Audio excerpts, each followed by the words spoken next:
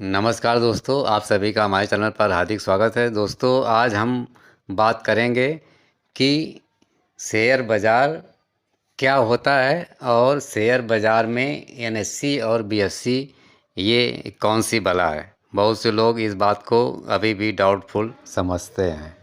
दोस्तों, पहले समझ लेते हैं कि एनएससी और बीएससी ये दो स्टॉक एक्सचेंज भारत के बहुत अच्छे स्टॉक एक्सचेंजेस हैं।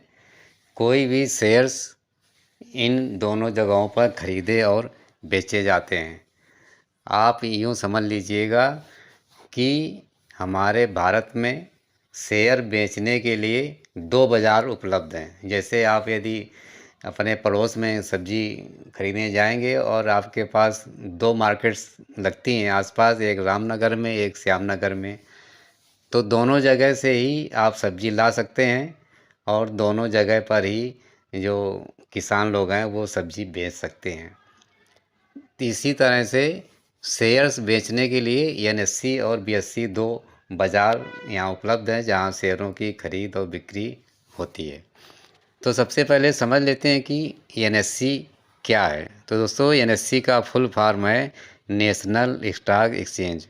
ये एक बाज़ार के रूप में कार्य करता है जहां लोग अपने स्टॉक्स यानी शेयर्स को खरीदते और बेचते हैं।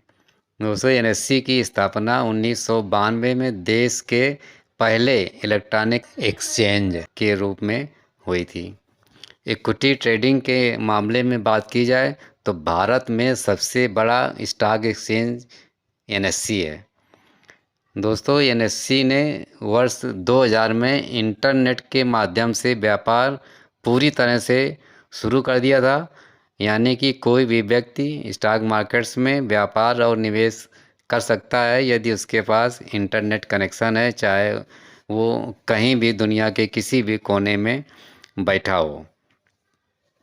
और दोस्तों, इसका एनएससी का एक अपना सूचीकरण भी होता है। एनएससी स्टॉक एक्सचेंज में सूचीबद्ध लगभग 2000 कंपनियां हैं, जिनमें 1800 कंपनियां सक्रिय रूप से कारोबार कर रही हैं, जिसमें विदेशी कंपनियों की भारतीय और भारतीय दोनों सहायक कंपनियां शामिल हैं। इसमें अलग अलग क्षेत्रों की अलग अलग कंपनियों को भी विभाजित किया गया है, जैसे फार्मा, ऑटो, इस तरह से। अब दोस्तों, इस एनएससी में इंडेक्स भी होता है। इस इंडेक्स को निफ्टी और बैंक निफ्टी के रूप में विशेष पहचान रखते हैं। निफ्टी में मुख्य रूप से 50 शेयर्स रखे गए हैं, जिसको कि बहुत से लोग आजकल निफ्टी 50 भी बोलते हैं। उनके बाज़ार की ट्रेडिंग के हिसाब से उसका एक एनएससी, एक जिसको कहते हैं इंडेक्स, वो मिल कर के तैयार होता है। दोस्तों, अब बात करते हैं बीएससी। बीएससी क्या है? दोस्तों, बीएससी का फुल फॉर्म है बॉम्बे स्टॉक एक्सचेंज। ये भी नेशनल स्टॉक एक्सचेंज यानी एनएससी के हिसाब से बहुत ही पुराना स्टॉक एक्सचेंज है। बीएससी ने वर्ष 1875 में the native share and stock brokers association के नाम से अपना कारोबार शुरू किया था। ये बीएससी पूरे एशिया में सबसे पुराना स्टॉक एक्सचेंज है। दोस्तों, निफ्टी की तरह ही बॉम्बे स्टॉक एक्सचेंज का भी अपना एक बेंच मार्क इंडेक्स है, जिसे कि सेंसेक्स के नाम से जाना जाता है। और इस सूचकांक को पहली बार वर्ष 1986 में पेश किया गया था और मूलतः ये औसत रूप से ऊपरी कारोबार करने वाली 30 कंपनियों को इसमें शामिल किया गया है। अब जानते हैं कि बीएससी में कितनी कंपनियां लिस्टेड हैं। तो दोस्तों, बीएससी में लगभग 5000 कंपनियां इस समय लिस्टेड हैं। इस तरह से कंपनियों की संख्या में बीएससी काफ़ी आगे है, जबकि एनएससी 2000 कंपनियों के लिस्टेड के हिसाब से थोड़ा छोटा कहा जा सकता है। लेकिन यदि कारोबार की बात करेंगे तो नेशनल स्टॉक एक्सचेंज में बहुत ही अच्छा कारोबार होता है, क्योंकि वहाँ पर डेरिवेटिव्स में सबसे ज़्यादा कारोबार होता है। अब आप कहेंगे कि डेरिवेटिव क्या होता है? तो डेरिवेटिव कॉन्ट्रैक्ट सेगमेंट में एनएससी की एक बड़ी शुरुआत है और इसे लगभग पूरे सेगमेंट में एकाधिकार है।